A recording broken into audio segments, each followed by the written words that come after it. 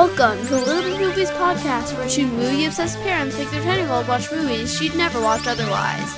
This is episode number 16, The African Queen. Welcome back, or welcome to the Little Miss Movies podcast. My name is Christina, and I am a writer. I have a book on Jane Russell coming out in June from University Press of Kentucky, and I'm a librarian, and I am the mother of a very adorable, brilliant, wonderful child. And also Little Miss Movies. Oh, yeah. Zing. Little Miss Movies, yes. Oh, damn. I'm Josh. I'm a television writer and musician and other a video things. gamist. I'm a video gamist. I've written video games. I think Phil. No. You play video games. Well, yeah, also that. That's a video game. It's not a profession though. Yes, it is. Isn't it? Yes, it is. It's true, and there are people. There's a way. If I could find out a way to get paid. Pretty cool. And I am the father of Little Miss Movies. I'm Gable. I'm Little Miss Movies. I'm 10 3/4. So I'm almost 11. And I'm in 5th grade. And I like Legend of Zelda, Harry Potter, Animal Crossing, books, playing piano, playing cello, and writing. I don't know if I already said that. And writing. And more Legend of Zelda. And I like doing Girl Scouts too. I just want to point out that since the last time we recorded, you've like doubled your Legend of Zelda appreciation. Yeah. Which I approve of wholeheartedly. Oh, yeah, we just were discussing this before we started recording. Apparently, it has moved in front of Harry Potter. Hey, cool. I told her we will not be buying her as much Legend of Zelda stuff as we have purchased Harry Potter the last few years. Legend of Zelda. We already have a lot of it. And there isn't as much. Yeah. And Daddy likes it too, so, it's double person. That's true. And yeah. It's true. That's me. Yeah. So we've been gone a couple of weeks. We each, both Christina and I got vaccinated separately. Me and Daddy both got sick. We both got a little weirdly sick. That happened in there as well. We got a little lazy. We had took a week off or so. Yeah, well, yeah. But we're back. We're going to try to get back on track, although I think this one's going to be a day later than normal too. I think it is, but we'll get there. We're getting there. We're pulling it back together. It's spring break. We all got a break. Yeah. It is spring break. I think we have as much COVID fatigue as everybody everyone else. Yeah. I mean, we got through like a bunch of Legend of Zelda games. That's cool. Mm-hmm, and by a bunch, I mean 1.5. Mm-hmm. We can do a spin-off podcast, Gable. That's yes. Little Miss Zelda. Yes. Yeah. Y'all have fun. Yes, please.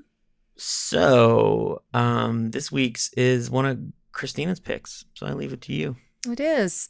So we were supposed to go to our beloved Hollywood Legion Theater to see The African Queen, but that was actually the day I was able to get a vaccination appointment, which was at Dodger Stadium and took about 3 hours.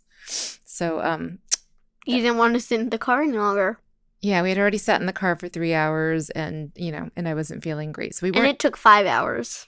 Oh, you were gone for like 5 hours. Yeah. Yeah.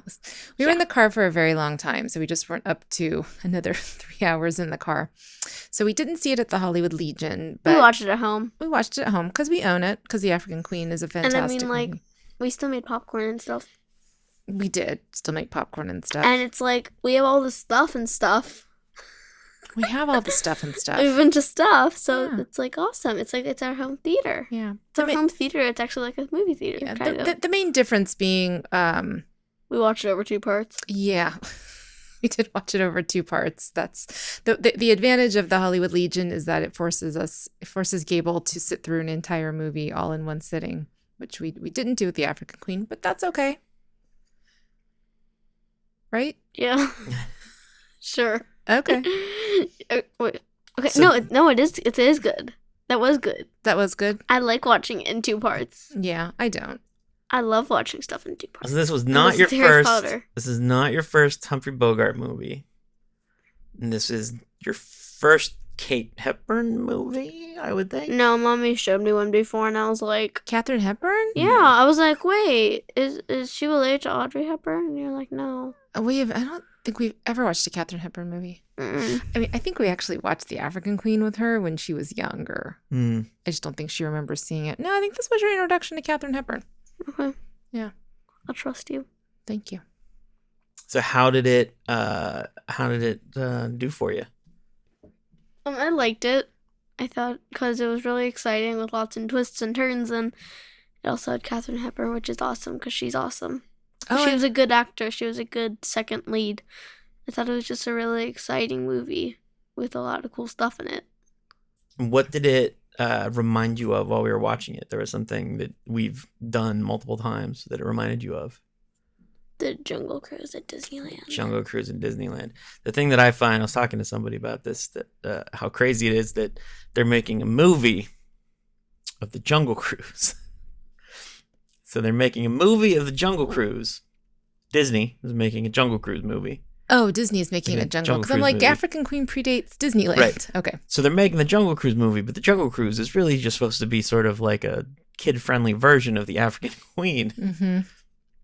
So essentially, they're just remaking the African Queen without having to pay for it, is really what it's going to be. And I think it stars The Rock instead of Humphrey Bogart, which is, listen. I'm okay with that. Yeah, I mean, he's delightful. Good deal. I'm totally fine with that. What do you think, Gable? I don't even know. The Rock? You know who The Rock is? No, I don't. What do you mean you don't know who The Rock is? Who's The Rock? Dwayne Johnson? Is that what he goes by now? You know who that is? Yeah, he plays Maui in Moana. Yes, he does. There you go. There. When he came out, he was called The Rock. Well, he was a wrestler. He was a pro wrestler. Okay. Is that better? Which I know, Gable, you don't have the appreciation for pro wrestling that your dad and I do. Yeah. About pro wrestling. I don't care about As a total aside, the other night, Dad and I watched WrestleMania 1. God, it was amazing. It was. It was so much fun. I went into my bedroom and read. I know. You were very irritated with us watching pro wrestling matches from like 35 years ago. Yeah. Anyway, back to the African Queen. So, Gable, did you have any questions about the movie? I actually have 1 and 2. Okay, I have 2.5 questions. Okay. 2.5? Okay. Yeah, 2 of my questions are related. Okay.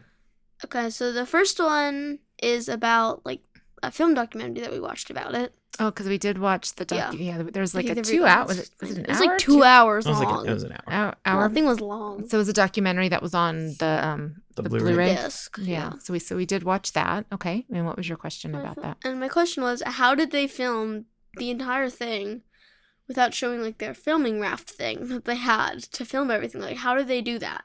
But then also make it look like the African Queen was its own thing.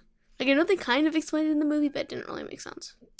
Well, so what they did, they had a bunch of different ways. Part of it is anytime they touched water. So anytime they actually had to like get in the water or put their hands in the water, or when they like pulled tea water or from have it, water splash up on them. They shot all that in London. So they all shot that on a backlot.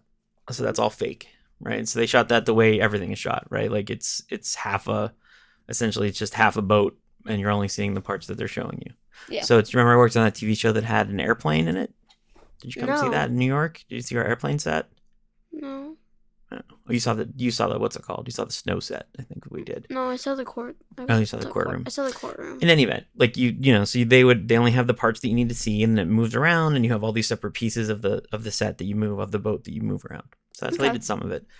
When they're actually shooting on the river, they essentially had set angles they could shoot from. So they had like a big long boat that was tied to the African Queen, tied to the boat that they used as the African Queen. And so because they were sort of tied to each other, they would always have the African Queen in shot, right? It was like impossible for them to get it out of shot. Yeah. And then within that, they had sort of a limited range of shots they could do because there was so much other crap. Because do you remember what they said they were dragging along behind them? Top of everything, like on top of like the wardrobe and food and everything for everybody. What else? Katharine Hepburn's personal bathroom. Yeah, because she refused to go in the bushes like everyone else. Atta girl. Yeah. Atta girl. You use that star power. So it was a lot of, and then it's just a lot of movie magic. But like this movie in particular, it did something that wasn't done a lot specifically on sort of big movies like this, which is it's shot on location. And particularly that it was shot on location in Technicolor. Yeah, like That's crazy. yeah, it's just not a thing that was really done until, later on in the 60s. And you started seeing it even like in the Westerns. We watched Magnificent Seven, which we're going to talk about next week. But even watching that, like, the reason that it's shot on location, on quote unquote on location, is that the location is this tiny village that is essentially a set, right? They had full access to the whole thing. They were just using all of it to do whatever they wanted. So when they would shoot on location, quote unquote on location like that, it's because they had that level of control. So for the most part, you didn't see people going outside the studios because they were so used to shooting that way. The cameras are gigantic. They had to put mufflers on the cameras. Yeah. They made so much noise that you couldn't record sound. Oh, So they actually had like covers that would, like, especially on the Technicolor ones, because they were so loud, they'd actually have to like encase the camera in a box so that you wouldn't have as much sound pouring out of it, and you can actually use the mics from recording your cast. Oh, and if we could just actually back up for a second, can you actually tell us what the movie's about, Gable? It's about two people on a boat trying to save Africa.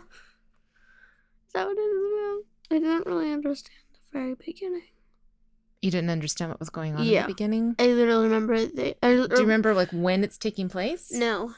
World War I is starting. Yeah.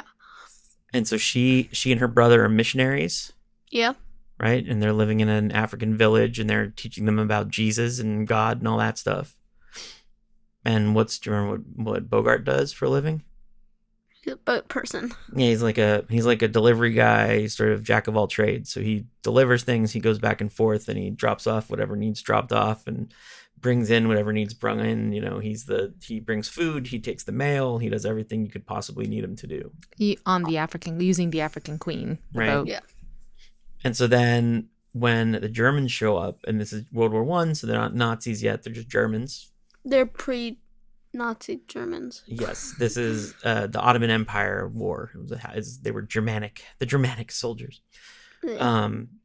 So they invaded and they started kidnapping, and this is all historical.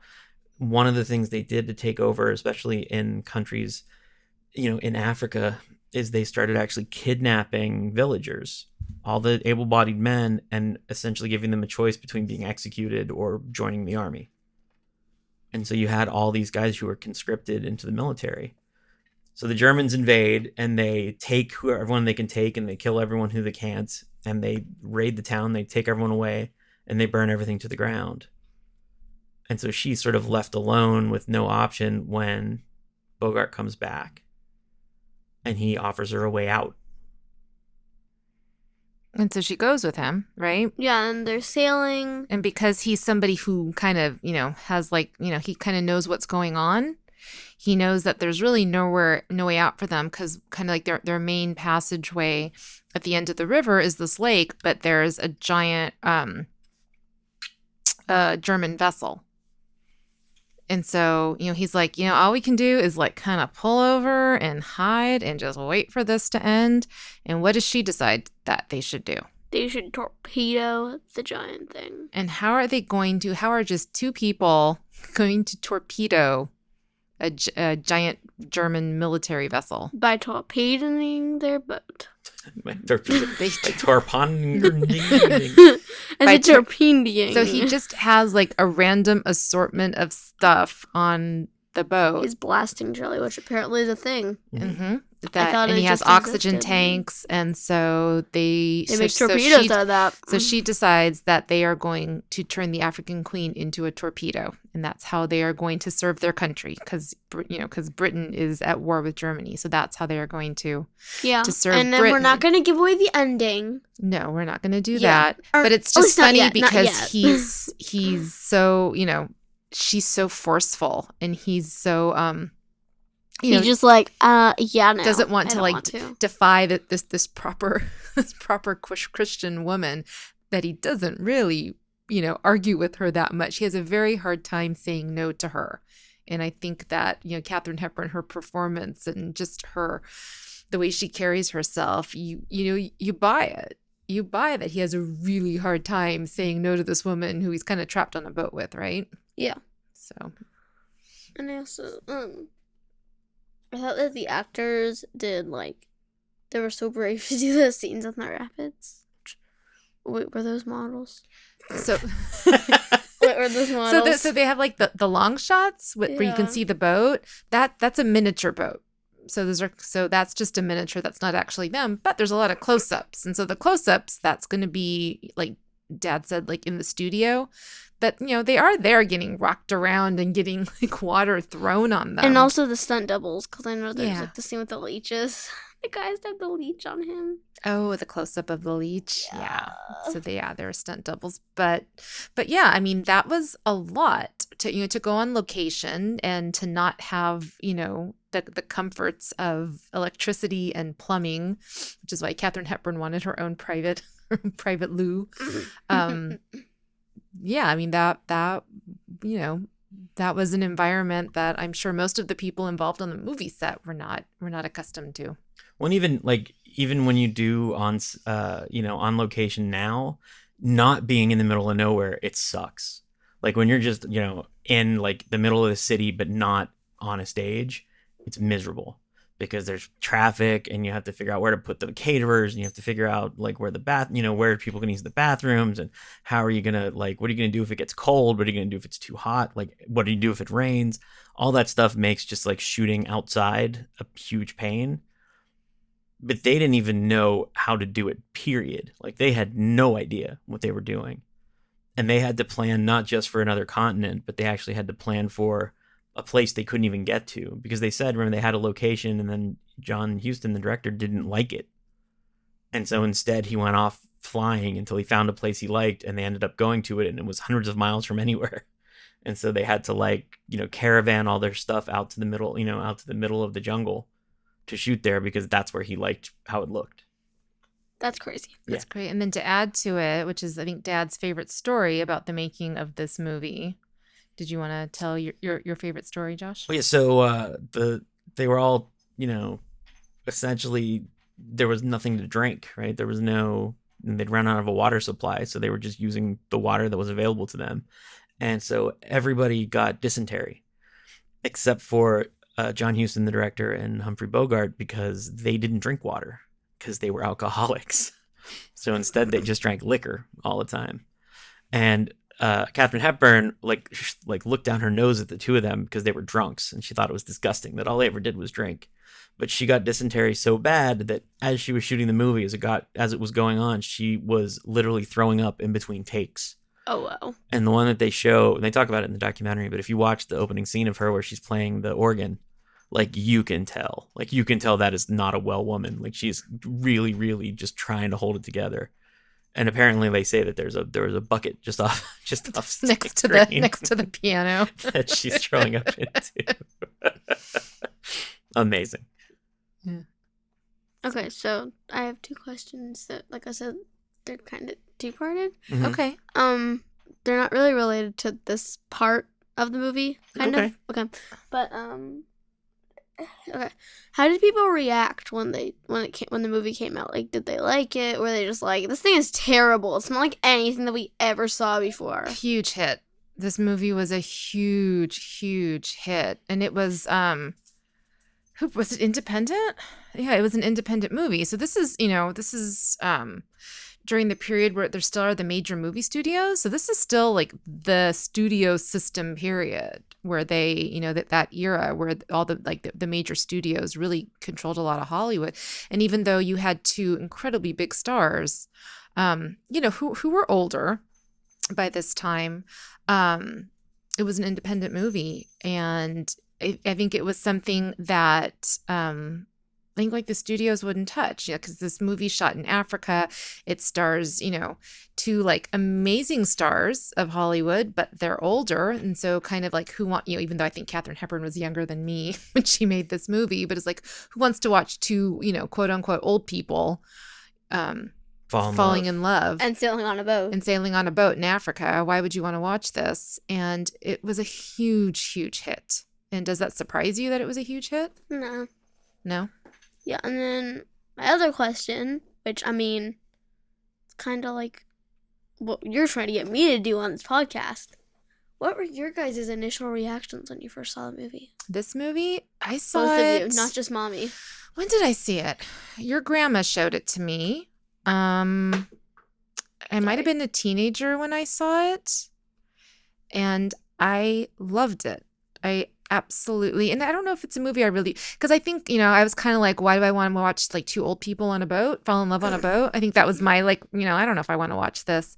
And I remember Grandma making me watch it, and I just was delighted. I found this movie to be unbelievably delightful, and just the two of them are so good. They're so good, and they're so good together. They have so much chemistry, and I think that was the only time they had actually worked. I think Bogey requested Katharine Hepburn because he had never worked with her before.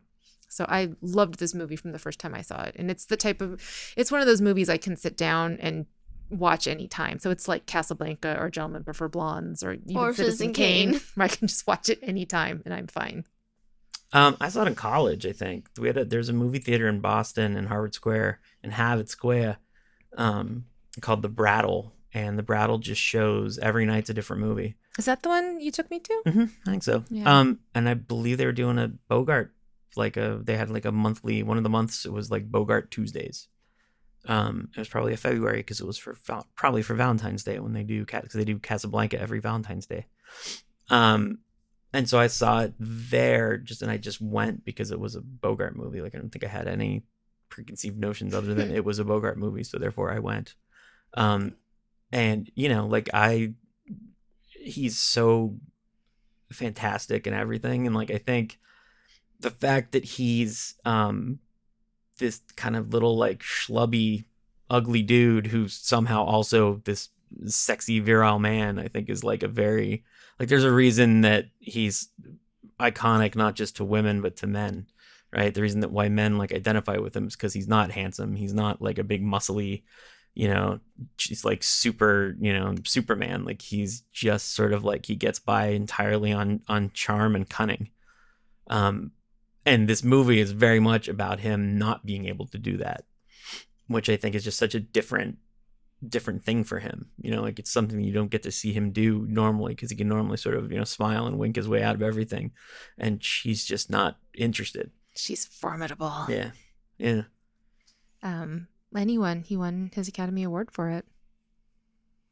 And I don't know if the other reason I was so happy after I saw it is because I don't know if on this podcast we have discussed my undying love for the long gone Movieland Wax Museum in Buena Park.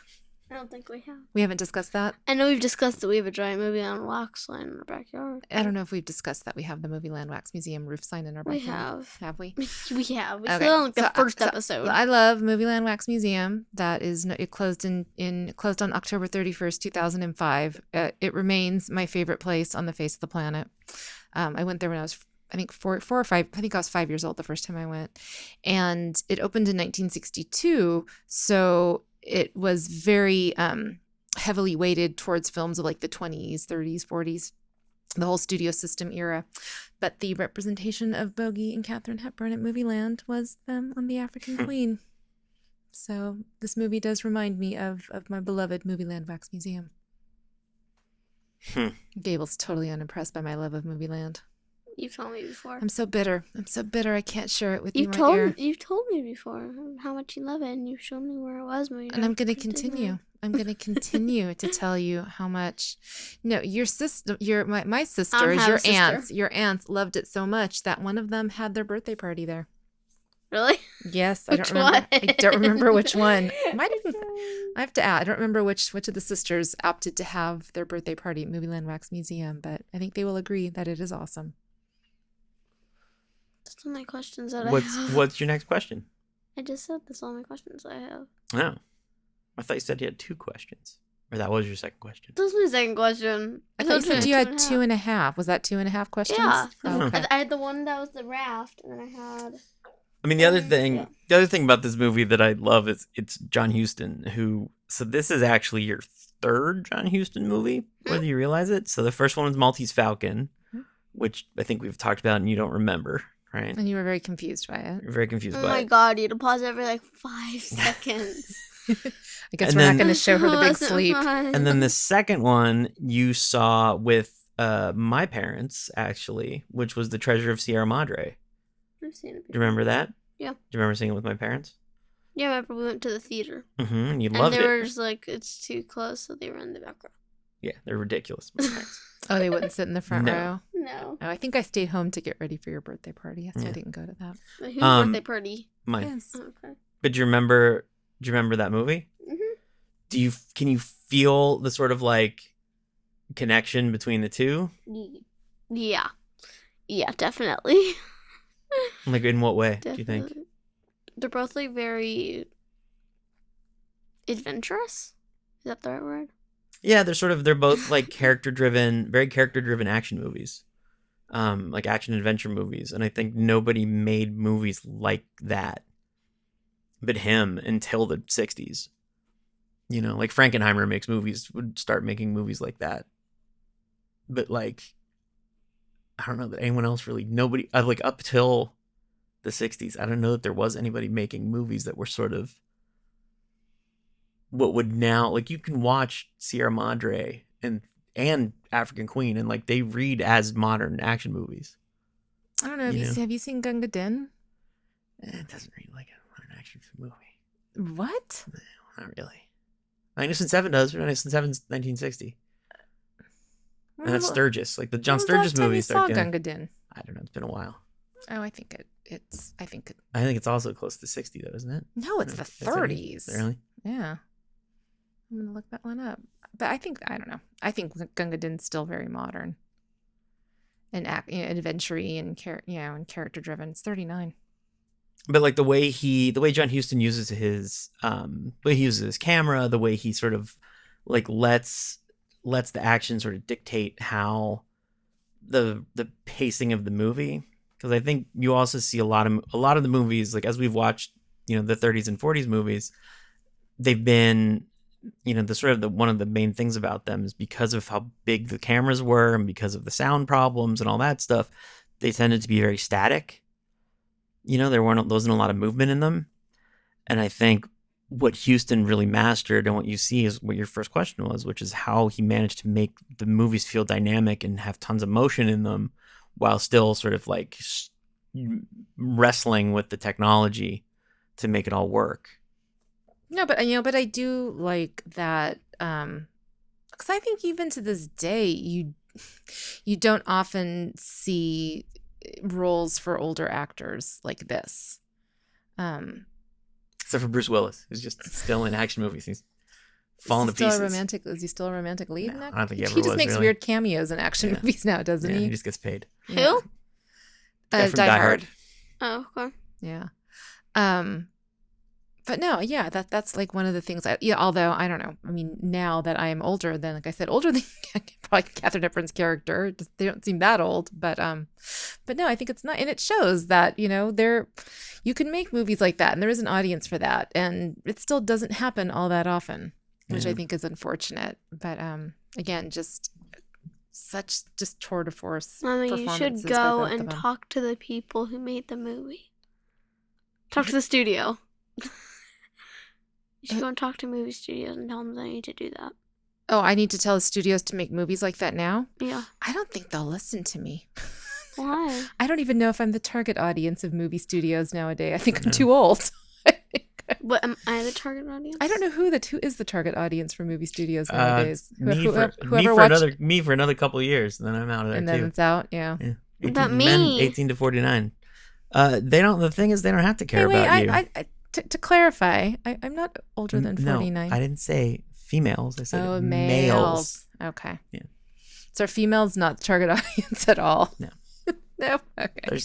There's little movies for ladies. Are there I didn't even think there were little movies for ladies anymore. Yeah, they're Is it like The just Notebook. all- They it's make The all- Notebook. I think that's enough. That Everybody loves The Notebook. Everybody got apparently. Who like knew? one a decade. Yeah, that's all you one get. a millennium. You call it a day. One a That's what century. you get. That's it. Be happy Otherwise, with it's it. just superhero movie. Yeah. I don't know what you're talking about anymore. So Gable, I think we're at that time. Do you have Do you have a closing statement? Do you have a closing statement you'd like to make? It's very strange. You wanted me to write down stuff to okay. I listen. I thought you should collect your thoughts. So what? That's what I And you did. prepared a closing statement. I would like to hear your closing statement. What is your closing arguments? Ladies and gentlemen of the jury, African Queen had no great white shark. Therefore, not as good as Jaws. it did have alligators though. It did have I don't like alligators. sharks, though. Did you find the alligators engaging? Because I can think there's a couple of good alligator movies. There's one called Eaten Alive, No, I don't want to which watch is that. also directed by Tobe Hooper, director of What? Texas Chainsaw Massacre. No. I'm telling him to stop. Mm. So I can talk. Okay, yes. What is your closing statement, my dear? Say that again. Don't say that again. Okay. Pencil boy. It's not my favorite movie, but I think it was really good. It's what? It's not your favorite movie? Okay. It's not my favorite movie, but I thought it was pretty good, Okay. and I'd recommend it to people / kids, maybe 12 and up, 12 and up? Why? cause Because why? Like, why do you think it's not appropriate for other kids your age? actually no, cause my age 10, Yeah, you think other kids... So you would recommend it to your friends? probably. And you didn't even complain about the kissy stuff. That was the reason why I was saying 12. Oh, okay. Mm-hmm. See, Mm-hmm. I had Mhm. reasoning. Okay. I just for some reason didn't remember it. Okay. I don't know why. Well, there wasn't a lot of kissy stuff. They My reasoning is 12 and up. they kept There's it no pretty reasoning. subdued. Okay. And should I say the Gable smile rating? Or I are think we you gonna should. get to I that? think you I should. think we're there. Go ahead and give a Gable smile rating. Am I allowed to do points? Like points? No. Daddy always says no, and you do anyway. So go ahead. So whatever. Yeah. 4.2. 4 points. What the hell is that? What is that? It's completely useless. Okay, but pretty strong. 4. 4. Okay. There. It doesn't have a great white shark in it. It does not have a great white shark in it, Or a wizard. or wizards. That is absolutely true on both counts. Having seen this, because I know you mentioned that you like Katharine Hepburn, does this make you want to see more of her movies? Sure. Oh, cool. Sure. All right. I don't know. That can be the rest of your movies that you choose. Forever, apparently. There's Forever. Katharine Hepburn made a lot of, and did she win? She won 5 Oscars. I think so. I think like Sounds Meryl right. Streep might have like finally Beat her. outpaced her, but yeah, I think Katharine Hepburn won 5 Oscars. We actually watched another movie that's not going to get its episode. And I'm going to put Gable on the spot and see what she says about it. But we watched Wayne's World. We did watch Wayne's Um, World I can't remember Why are you why. putting me on the spot? because Because the Uber commercial. 'cause of That's the the Uber Uber why. Eats. So we That's wanted, why. for some reason we wanted commercials for a service we don't use to make sense to her. Yeah. So- And I Seems feel right. like after that, the commercial is every commercial Yeah, they played a that's lot. ever on YouTube Yeah. anymore. So So what did you think Which about? is What did you think about Wayne's World? I'll have to take a second to write down my thing. No, you let's don't talk need about to it. write down your thoughts. Just briefly. It was okay. It was a strange movie. Yeah. It was different. Why was it strange? Because it was about 2 kids who are like making a TV show in their basement, and then it gets bought up, and a bunch of other stuff happens. That's also kind of strange. What you just described, not strange at all. Yeah, Not a the thing. least bit strange. Did you enjoy it? It was okay. It's a 3.5. Yeah, I think, was it just a lot of the humor? Like, did you not understand a lot of the humor? Yeah, I didn't understand a lot of it. I mean, a lot of it is of its time, certainly. But now we can say, and monkeys might fly out of my butt, and you know what we're talking about. Yes. So there is And that. swing. Yes. There is that as well. No, No? no value to you whatsoever. No. You might hurl? No? No. No. Bohemian Rhapsody. Did they put Bohemian Yeah, I Rhapsody? like that. So Mike Myers is so identified, who plays Wayne, is so identified with that song when they did the the biopic or biopic, as I prefer to say, about Queen. He actually is in the movie, and he plays the record executive who, when they play Bohemian Rhapsody for him, freaks out because he says nobody is ever going to listen to a song that's that long. Waka waka. Not funny. But I think you liked the product placement scene in the movie. They have all the different products. They're like, why would you sell out and be so commercial? And then they're like holding a can of Coke or Pepsi. That part was funny. That part was funny. Yeah, and he's just like, I think I'm gonna get a headache, and he eats the thing. And Little it's, like, yellow. funny. Yeah, Different Nuprin. yeah, and they say I like all the phrases. Does this make you want to watch Wayne's World 2, though? No. Even Even though I was an extra in Wayne's World 2. Can we spot you in it or no? I don't know. It was a miserable experience. So I don't know if I've actually ever watched Wayne's World 2 just because I didn't want to have to relive Did you ever Wayne's get stock. So do you even know what it's about? Then No, I actually don't. I just know Seems that there's a weird. concert at the end that Aerosmith plays at in Malibu Canyon, and it was an incredibly hot, miserable day that I got $50 for. Do you know that instead of Rob Lowe, it has Christopher Walken? Oh, I didn't. Yeah. Wow. Where it's like essentially the exact same plot, but instead of it's Christopher Walken instead of Wow. Rob Lowe. And just because we're gonna bring this all full circle and like pull it together, there's the Weird Al song about the guy on the Jungle Cruise who's a Jungle Cruise guide. Mm-hmm. Is that the song that mentions being an extra in Wayne's World, or is that a different Weird Al song? I don't know. He has a song about talks being an about it? extra, like in Wayne's World too. He does have that. I don't know if it was the Jungle Cruise one though. But Weird Al talks about the Jungle Cruise and being an extra in Wayne's World too. It's like he's telling your life story. It really He's is. telling your life story. I know. All right. So next week we're gonna be back. We're gonna talk about the Magnificent Seven. Yes. Gable, do you want to give a sneak peek of your opinions No. of it? Do you want me to tell you the Gable smile rating? No. That's Okay. look. People are coming for that. I mean, that's what They're on pins That's and what those needles millions of now. people are skip listening through for. the entire So people thing. have been like anxiously refreshing their What are we gonna podcast do? feeds these last 2 weeks. How- Going, where how am are I the gonna Gable watch- smiles? How am I going to watch a 70-year-old movie without knowing what rating Little Miss Little Miss Movies, Movies has gives given it? Yes, Turner Classic Movies? Their viewership has gone down since by 100%. during Nobody's our watching absence. it. Yeah, they're just waiting, and waiting for it. They're going to show nothing but the African Queen this week Yes. because they finally got one that they can show. Thank God. And Jaws. And Jaws And Jaws. and Terminator 2. No. Oh, wait. I was like, what? No. You like Terminator 2? Oh, and there was like the Terminator 2 cameo in Wayne's World, so that made Oh, yeah. sense to you. Oh, yeah. I had to remind you. I had to remind you what it You was. did. Yeah, I was like, There's a very what? long explanation there Yeah. while that was going I on. was like, what is that? Okay. Well, All I'm right. glad you enjoyed the African Queen, dear. it warms my heart. Okay. Okay. Thank you guys for listening. We'll be back in a week-ish. A I week-ish. hope so. I hope so. I A hope so. week-ish. Good word, Gable. Say goodbye, Gable. Bye. Bye. See you guys next See you time. next Bye, week. Gable. What? Bye to me. The Little Miss Movies podcast is hosted by Christina Rice, Josh Fialkov, and me, Gable Fialkov. We're recorded, mixed, and produced in North Hollywood, California. Series art by Gabo, episode art by Gable Fialkov.